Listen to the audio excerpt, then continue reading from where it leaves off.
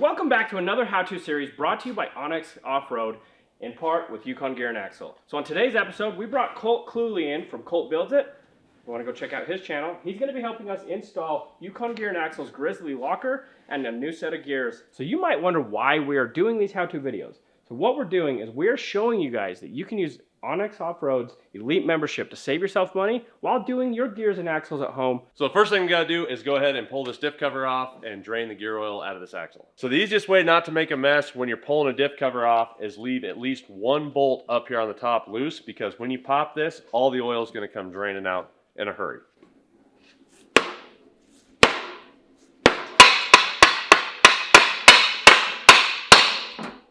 Boom.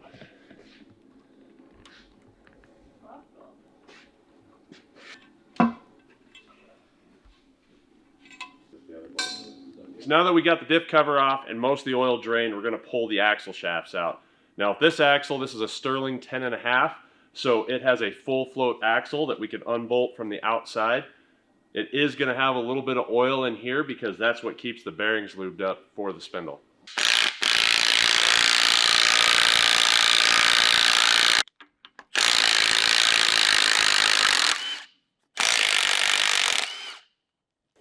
So you are going to reuse these bolts. You want to make sure you save them in a place that you're not going to lose them.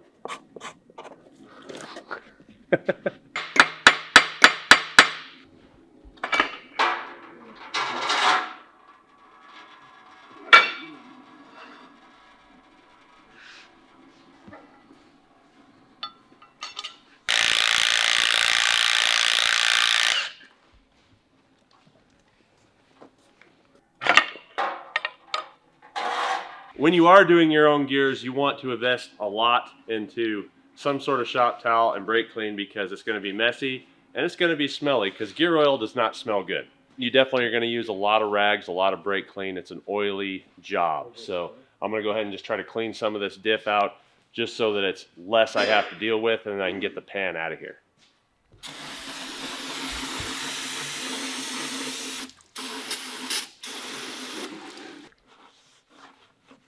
So on each side here is your bearing caps for your carrier. They are machined to this housing, so you want to make sure that you take them off and install them on the same side, on the same height. A lot of these axles might have a letter that is punched in here and here. Unfortunately, it is not on this one. I can't find it. Maybe it's been filed off over the years or something else. So what you can do is take a center punch and do one center punch on this side and the high side, and then do two center punches on this side on the high side and two here. And then you know exactly which way these bearing caps come on and off, so you can reinstall it correctly.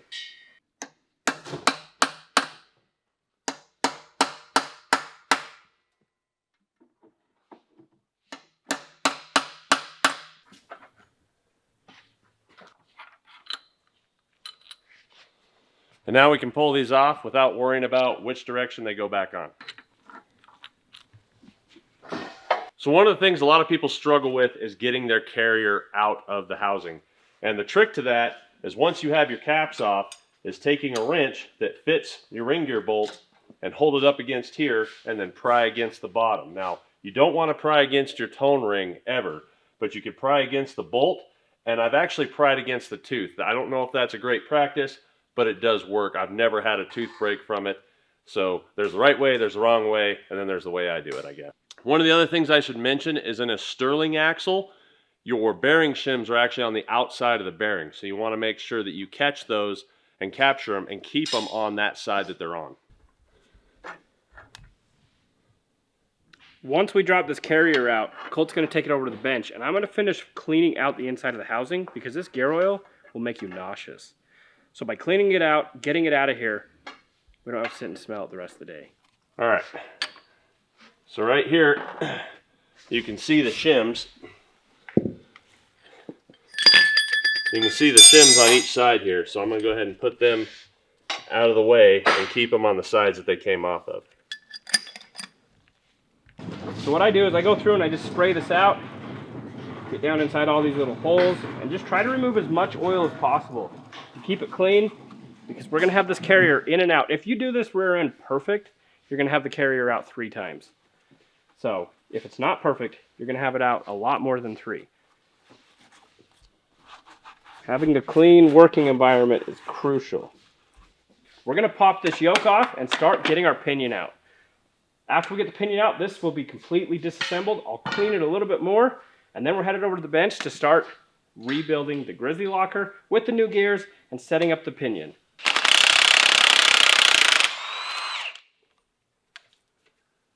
Alright, so now that we've got the pinion nut off, we're going to take our air hammer. We're just going to push right down inside of this. Now this pinion doesn't matter as much as the new pinion is going to matter. So if you slip off, it's not going to hurt anything. But you want to make very, very sure that when you are doing this with the correct pinion in, you never come out of this little hole in the center. Got it. So just like that, your yoke is press fit on. With the vibration of the air hammer, it comes right off, and we've also got the pinion out now. Ding! So what we have here, this pinion gear has what's called a crush sleeve. So we're going to double check that the new kit that we just got from Yukon Gear and Axle, we're going to check to see if it's a crush sleeve style or if we have to actually shim the backside of the bearing. We're going to go ahead and pull the pinion seal and then pull the upper bearing out that sits on the top of this pinion shaft. All right, so what you want to do is you want to get your chisel, get behind this flange, start working it around, and then all you got to do is keep working it. You'll pop this pinion seal right out. So, just like that. Now, we've got our bearing right behind it, so we want to make sure that any washers or anything that goes on the front side of the bearing, you want to keep it. So we're going to set that over here out of the way. And I'm going to take a rag and just wipe this oil, because otherwise it's going to sit, it's going to leak onto the ground, and it's going to make a mess. So when you pound these races out, which we're going to do in a minute, you want to make sure that if there's any shims, you want to keep the location of where those shims are at, because when we go to put this back together, we want to have a starting point of how to put it back in.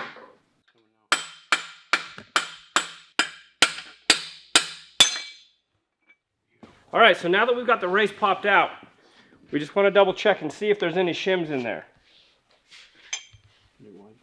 It doesn't appear that there's any shims, so we're not going to worry about putting a shim back in to start. And it looks like we don't have any shims behind this one either. So we are going to hold on to the races because we're going to need those. So today we're going to put in 456 gears from Yukon Gear and Axle. They not only sell gears, they sell all the parts, the install kits, and all the tooling to do a job like this. And the great thing about the onX Elite program is that when you have it, you get the discount not only on the gearing part, but on the tooling part as well. So right here we have the original ring and pinion. This is the new stuff we're going to install. And when you get new gears of any kind, they're always covered in like a cosmoline that keeps them from rusting, keeps them from getting dirty. So the first thing you want to do is go ahead and clean all that off with some brake clean. The importance of doing this is not only so you get a good seal from here to here when you bolt it up and everything torques to spec, but you're also going to want to put it on your gears so that you get a good pattern when you go to run them. Trick of the day, if you spray your rag, it's going to save you a lot of brake clean to clean up your mess with.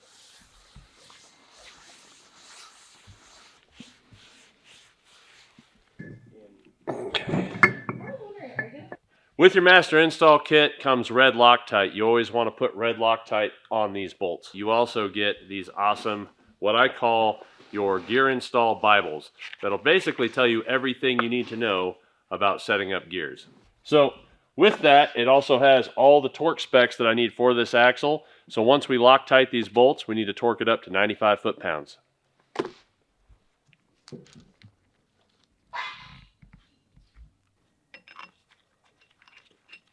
So at this point, now that you have your red Loctite on all of your bolts, you want to do a crisscross pattern while sucking your bolts into the ring gear. That way you have even pressure distribution taking your ring gear into your carrier. So if you try to start here and you go all the way around, it's going to mess things up.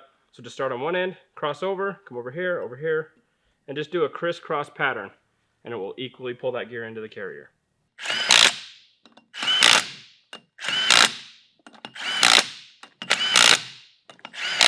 So once you pull your ring gear into the carrier, you need to put it into a holding device. What we have here is a vise, so we're going to set it in here gently to where it holds it with enough pressure that we can torque each one of these bolts.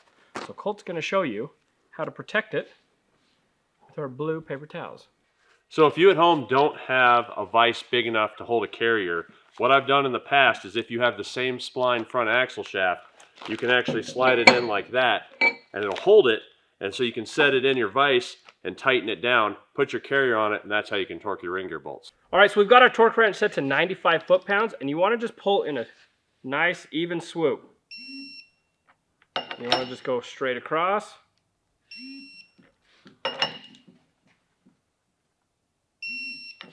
So now that I've gone across and I've got everything where it needs to be, I'm just double checking in a circular pattern. Oh, we missed one. Now that we've got them all torqued, we're going to move on to pressing the bearings on. So next thing we're going to do is press the bearing onto the carrier. One of the tricks though is go ahead and spray this area with a little bit of penetrating oil, and that's going to make it go on a lot smoother.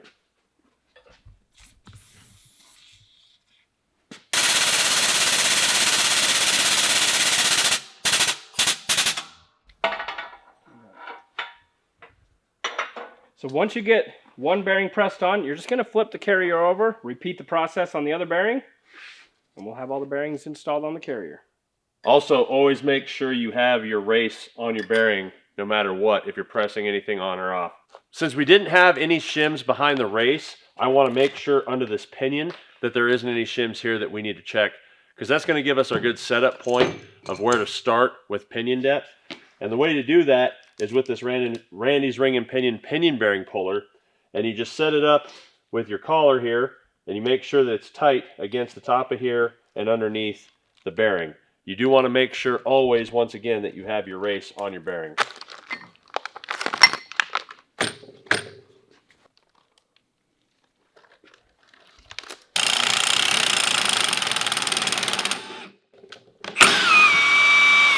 So we pulled the bearing off and we did find a shim. Now what this shim does is this actually sets the pinion depth to the ring gear. This gives us our good starting point that we want to reuse with our new gear set. So what I'm going to do is mic this out and see that it's 25 thousandths. So I want to take the new set. So I want to take a new shim from there, get 25 thousandths, and we'll set this up just like it was originally, and that'll give us our best starting point. Now that we're getting ready to press this on, if you look really close, you can see that the bearing sits just above the race. So what we want to do is use the old race on top of here when we go to press that on. Oh, I hate these things.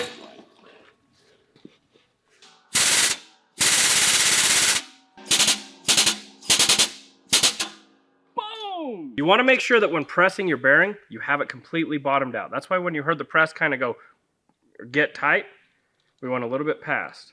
All right, so once you have your race going in properly, you just tap it. And once it bottoms out, you can actually hear the tone change. Just give it a little tap, and you're done.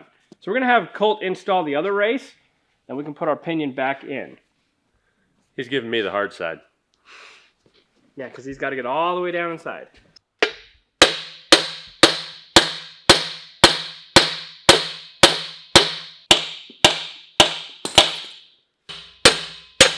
All right, so now we're going to go ahead and throw the pinion in. We got the bearing pressed on. We have the other bearing on the outside.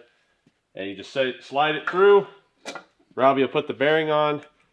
And this is the part where you want to remember your old parts. So we have this washer that goes right on the outside of the bearing.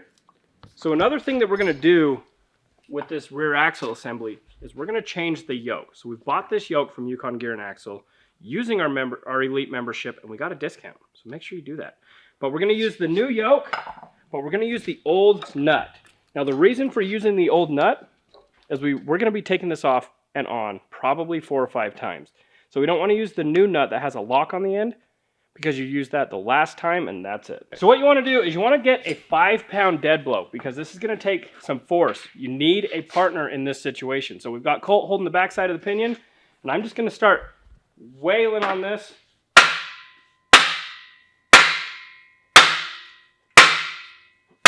And now we've got it to a point where we can take our nut, put it on, and gently suck the yoke into the pinion. We're going to hold the yoke with some channel locks, and we're going to take the impact and we're going to impact this nut on.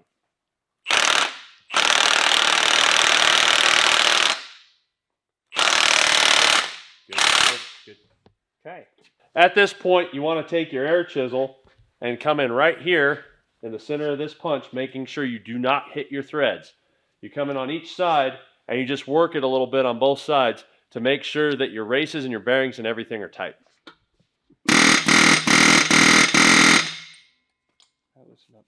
So now that we've got the bearings seated into the races, we know they're tight.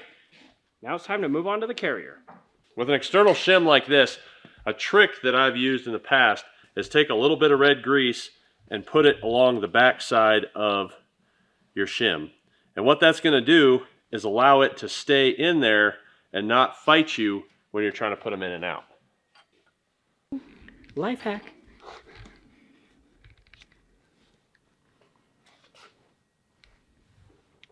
When you're setting the carrier in, tilting out your races just a little bit is going to allow it to slide in a lot better.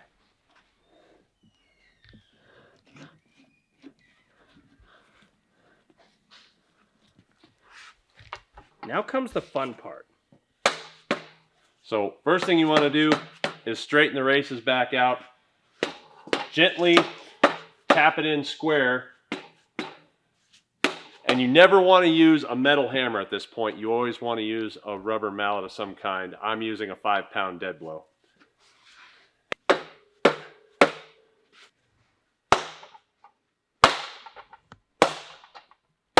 Beat it. So unfortunately in this scenario, the Grizzly locker is just a little bit wider than the original carrier.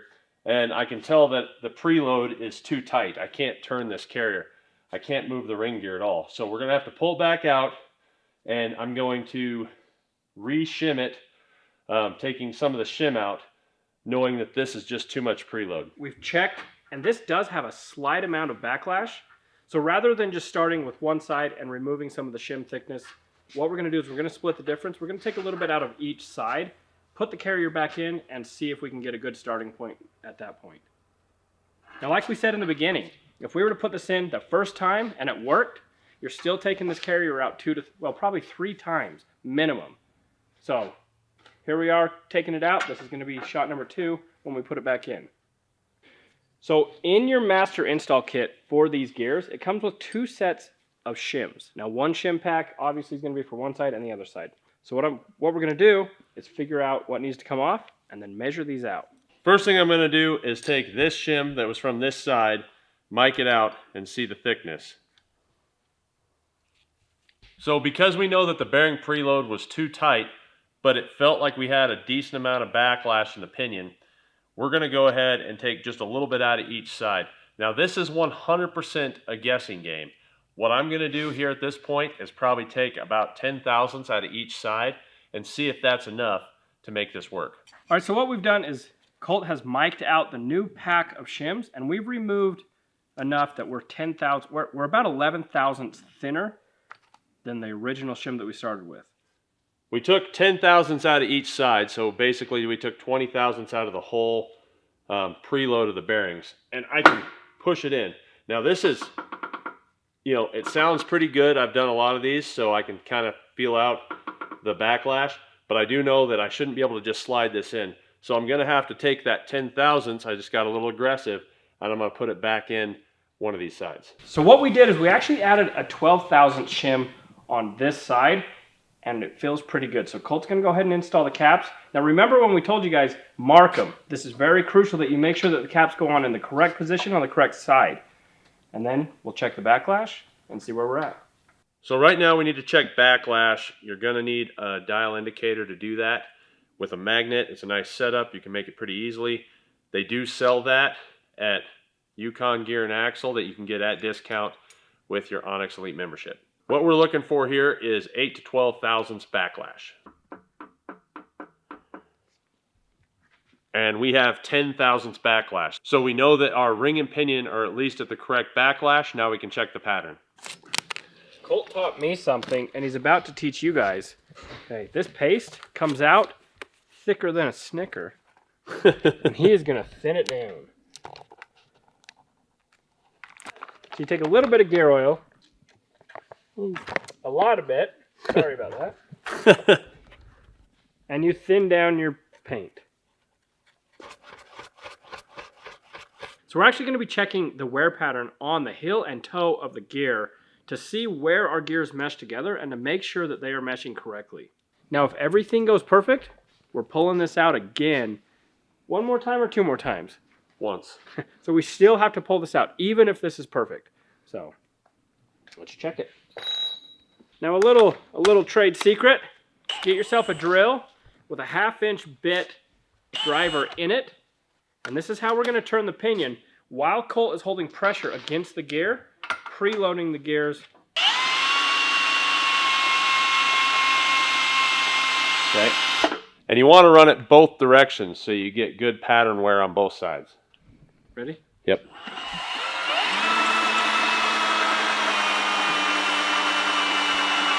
Okay. Perfect.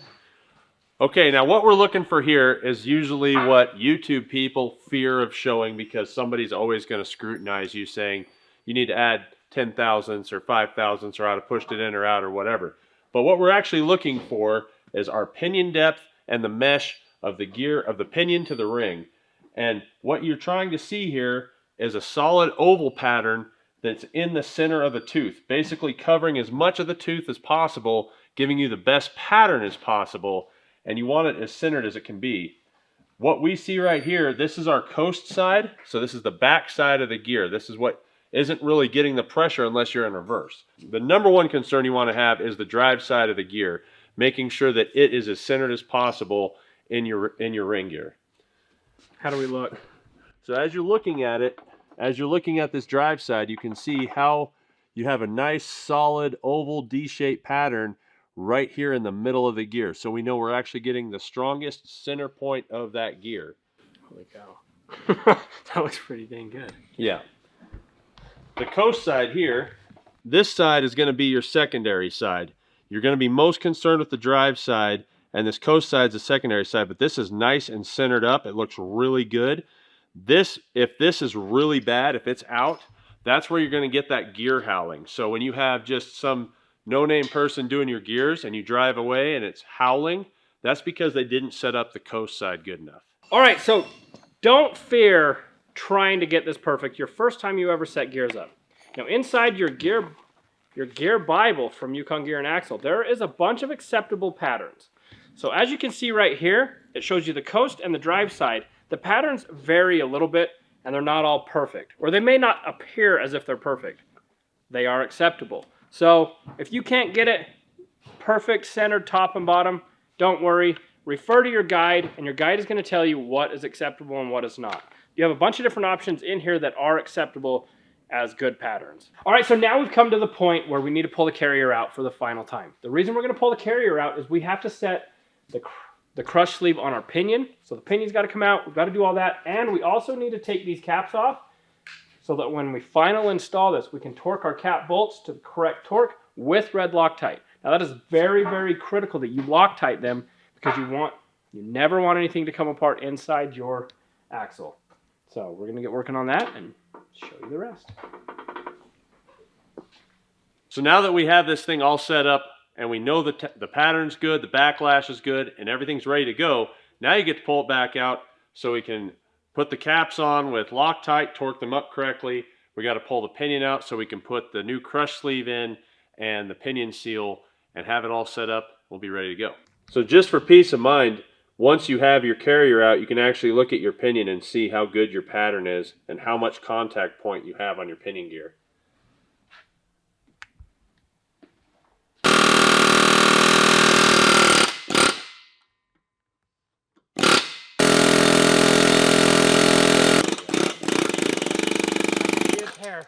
Got it. Hey, let's look on the bright side. We only had to pull the pinion one time. That means that shim down here was just the right amount. So what I'm doing here is there's just a little bit of residue from the old gasket maker. So I'm cleaning it up with a Scotch-Brite wheel on my 3-inch die grinder. And what I'm doing is I'm grinding opposite of the inside so that all the little pieces don't go inside. We're cleaning that up so we can put new gasket maker on, put our new cover on, and seal this thing up tight.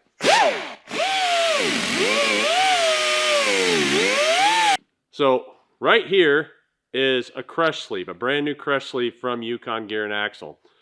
When we put the bearings in and have this new crush sleeve in, we're going to tighten the yoke back down. That's going to put the correct amount of preload on these bearings when we have it tightened down just enough, and I'll show you how to check that. So at this point, we have the pinion back together. Do not have the pinion seal in yet. We're near the final assembly, but we need to get that crush sleeve and get the right preload on our bearings. So what I want to use is the original nut still, because it's wore out and it's going to work good for setting that preload. And we're going to go ahead and put a little anti-seize on the shank of the pinion. So what you're looking for here is you don't want to just over crank it. You're just doing a little bit at a time, feeling the pinion, and then seeing where it is. And once you get the tiniest bit of resistance, you need to check it.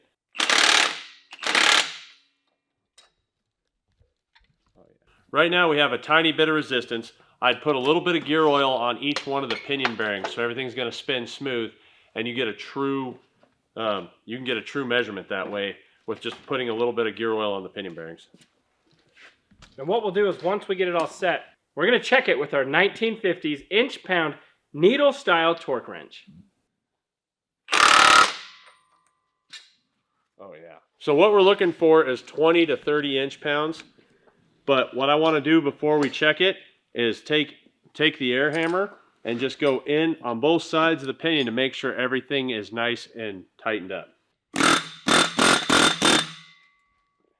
We're about 19 actually. I'd say we're really close to 20 though. So we checked it. We're just a little bit shy of 20. We're going to give it just a tiny bit more on the impact and then double check it.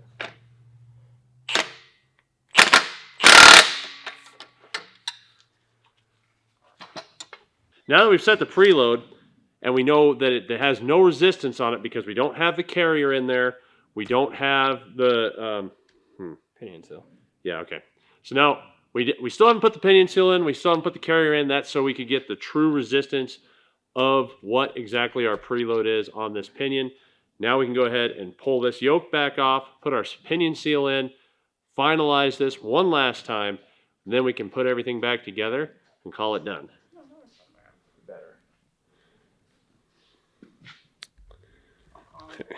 Now this is called an insurance policy.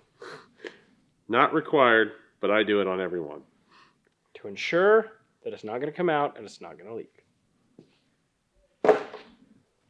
This is just personal preference. There's nothing that says to do this, but I like to take a little red grease and put it inside of the seal, just so that when I slide the new yoke in, it has a fresh point of contact that's going to help it work better when it goes. Now when installing a pinion seal, you usually just have to do small taps and work it in straight. Otherwise, it's never going to work in there for you.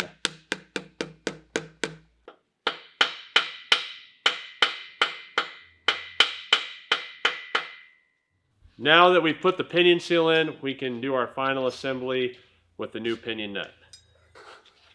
Okay.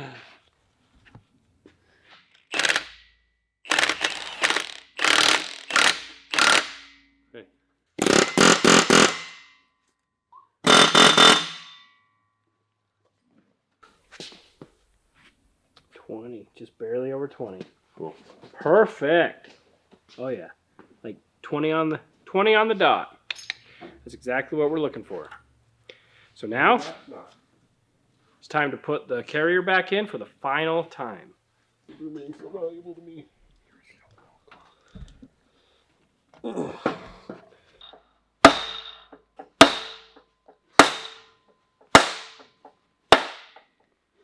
is exciting.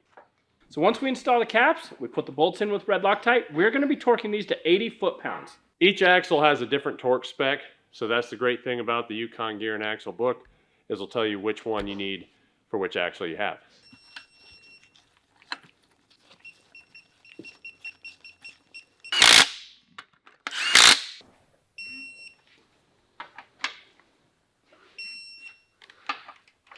Just want to double check.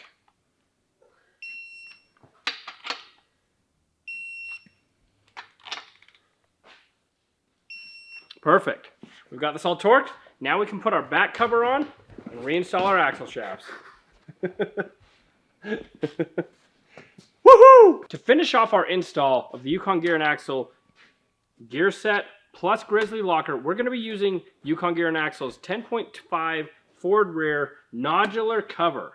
It's just going to tie everything together and it's going to be stronger. So the reason we went with Grizzly lockers is because it's a fail-proof system. You're going to get a locker right now when you need it. If a tire slips, it locks up. It's going to make sure that you have 0 failures and it works right now. Another great thing about it is you don't need any wiring hooked up to it, and you don't have to have an onboard compressor or an air tank to run your lockers. All right, so if you have made it this far into the video, you've seen how to install your gears, how to install a Grizzly locker, and how to install a Yukon Gear and Axle nodular rear cover. So the only thing we have left to do now is install the axle shafts, and Colt's going to show you how to do that. Now with a Sterling axle, they come with an O-ring right here that actually seals it, so I don't have to put any type of sealant on the outside of this. But one of the things you do want to remember when you put the axle shafts back together is that once this is in, there is no oil in this bearing. Your bearing assembly here has no oil. So when you fill this axle back up with oil, you actually need to jack up each side and get oil back in these hubs, spin the tires, and then check your oil level again. So make sure you take your long side, you put it in the long side, and your short side goes in the short side. Oh, not mine. I was going to say mine this way. I was about to freak out. So we just had a moment of panic. You're going to feel this panic as well. Okay? There's a little lip inside the locker that you've got to get the axle shaft up. Now when you're trying to grab the backside of an axle that's 4.5 feet long, it takes a little bit of muscle.